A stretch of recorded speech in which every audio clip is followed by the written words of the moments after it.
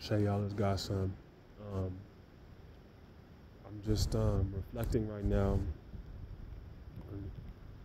on that first frog medicine combo session that I did. And, something is coming to me that I wanted to share. And that's about the resurrection of Osiris, and putting the fractured pieces of our consciousness back together. And I was in the kitchen at the place that I'm staying at. It's a shared kitchen, and there's a younger shaman there, and he was making something, and he was talking to me. He has a lot of knowledge on all these different plants, specifically Amazonian plants, and from that tradition.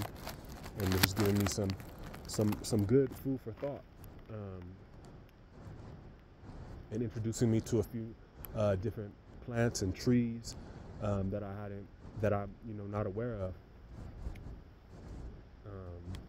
because he's born and raised in this region and in this area. And so he said, are you dieting? When we say dieting too, it's not like how we look at it in the States, where it's like going on a diet, but it is like that too. But it's more, when somebody says a dieta or dieting with a plant or something of that sort, what I take from that is more so connecting with, exclusively for a period of time, to where the essence of that plant or that tree or that bark or that root merges with your essence, its information, its intelligence, its healing powers and capabilities. They merge with our being, that DNA intertwines with ours. And that's basically what they talk about with the dieta. And he told me about some other plants to look into, and things of that nature.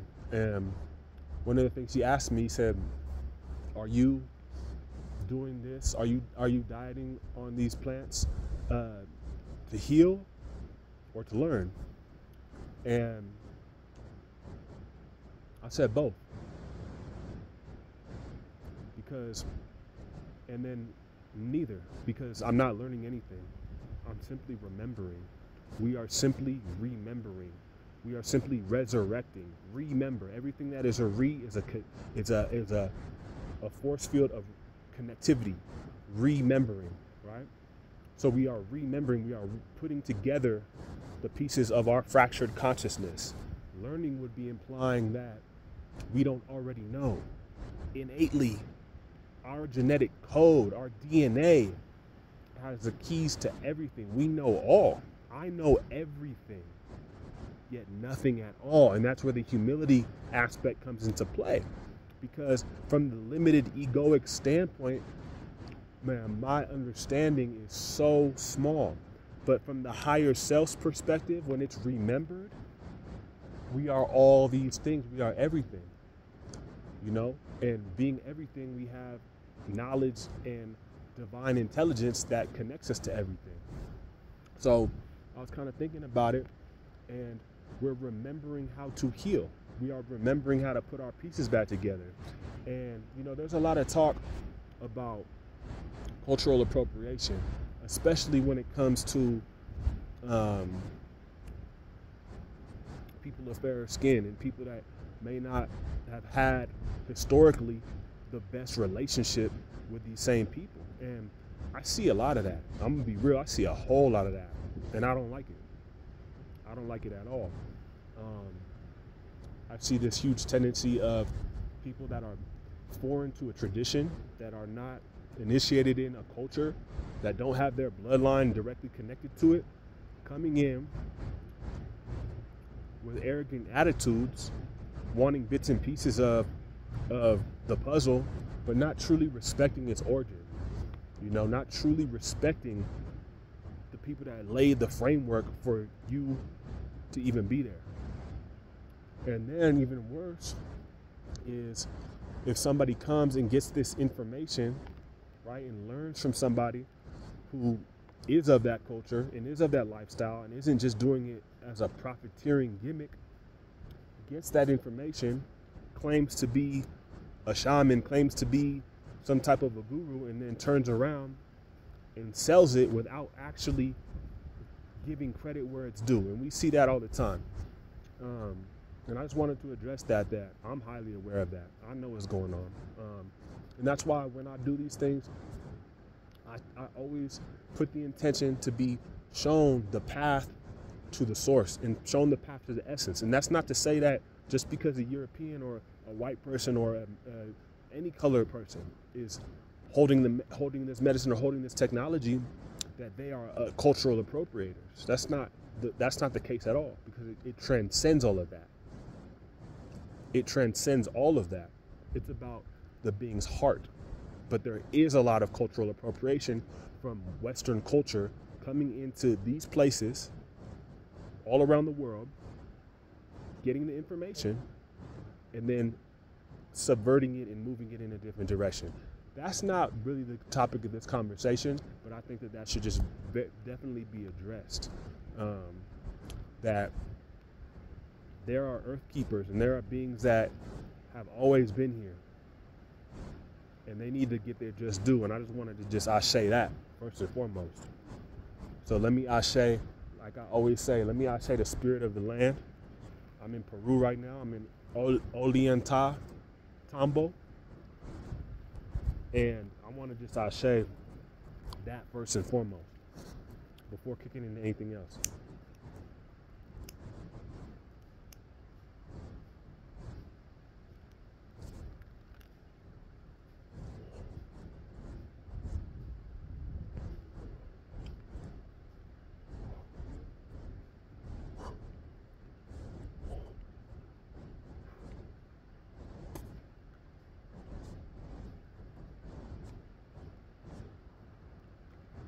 And touching on that one last time for now, that cultural appropriation can come from people within the culture too. We see that all the time with everything. Because when there's money involved, we have a choice what to do when we have the information. We can be exploitative of that information, and people that haven't remembered quite yet, and use them for our own personal gain and satisfaction or whatever that looks like, or we can truly honor the tradition. And I use the word medicine because that's the word that a lot of people are using, and I understand that. It's also deeper than just the medicine. It's the teachings, it's the technology, it's the essence, it's the totality. So it's everything. And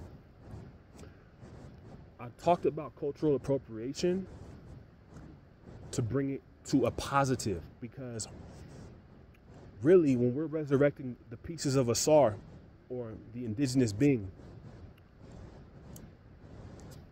Asar was cut up into those 13 pieces and dispersed around the world in hopes that he would never, or she would never, remember, because all of the information is in different pockets. So, and it's all in the same pocket because it's still a hologram as well. So just like in a hologram, one part has the entire essence of the whole. Just like when you look at acupuncture points, you can just go into the ear right here and from specific acupuncture points address an ailment that may be occurring in the kidney or the liver or the spleen or the big toe, because the part is in the whole. Everything is interconnected. But throughout the fall, in terms of the fall of consciousness, all of these pieces have been dispersed. So there's bits and pieces, and that's why it's so important to stay open-minded and understand that just because you may say, hey, I have an affinity towards Mesoamerican, Aztec, and Mayan traditions and cultures and medicines and plant teachers and things like that, doesn't mean that you can't at the same time be very, very highly interested in what's going on in Eastern African traditions, philosophies, spiritual systems, as well as Indus Kushite India and traditional Chinese herbal medicine and all these different things, because they all connect. Everything is connected. And it's just about our intention. That's all that it's about. You can be white, black, red, yellow, green, purple, blue, any shade of color, it doesn't matter. It's about our intention. And so I'm saying that to say that we've been asleep for so long that wherever you are led to get your medicine, so to speak, to get your remembrance, to bring you back online so that you can be the light of the world, because you are the light of the world. We're all waiting on you. You're the most important piece of the puzzle. Because as you heal, as you remember, as you grow, we all grow. As within, so without. As above, so below. As you remove those limited belief systems that have been put in place in your mind through conditioning, your external world shifts. As the toxicity, that's why I said I embrace the purge. I've been writing a lot. I love the purge. I respect the purge. The purge is an integral part of the process of restoration. Remember, everything is restoring, rebalancing, renewing, resurrecting.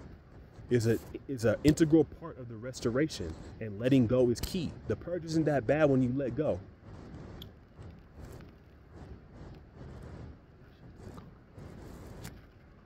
The purge is the physical manifestation of letting go of toxicity and low vibrational energies. Embrace the purge, for as you purge and purify your internal world, the external projection you interpret as your reality will dramatically and rapidly shift as well. Low vibrational people, places, situations, and circumstances can only exist when you are an internal match to them, when your vibration matches that. That's why in Western culture, and specifically in the US, with all of the brainwashing and conditioning, it's to keep you in that lower vibrational state, to where your internal match will match that external world. Once you get out of that, you are free. You have decoded the matrix. You are sovereign. You are remembering. This is why cleansing and purifying the temple is of paramount importance. A clean internal home makes for a clean external life. And without any conscious effort, all those things that are not a vibratory match to you will slide right off with absolutely no resistance. It's all about going within. The external world is just a projection screen for that which is occurring inside. Man, I had the first three of this medicine, of this combo, frog medicine. I say to the frog, and I start feeling immediately swelling up, almost like a frog right here. I start feeling hot in my body, and I start feeling nauseous and sick, but I wasn't able to quite yet purge. And she was saying, typically, 3 for the first time will get you going. She said, we can do 2 more dots for you, or 2 more points. And I said, yes, let's do it. And immediately, boom, boom, put the other 2 in, and I just hit a little like this, and bang.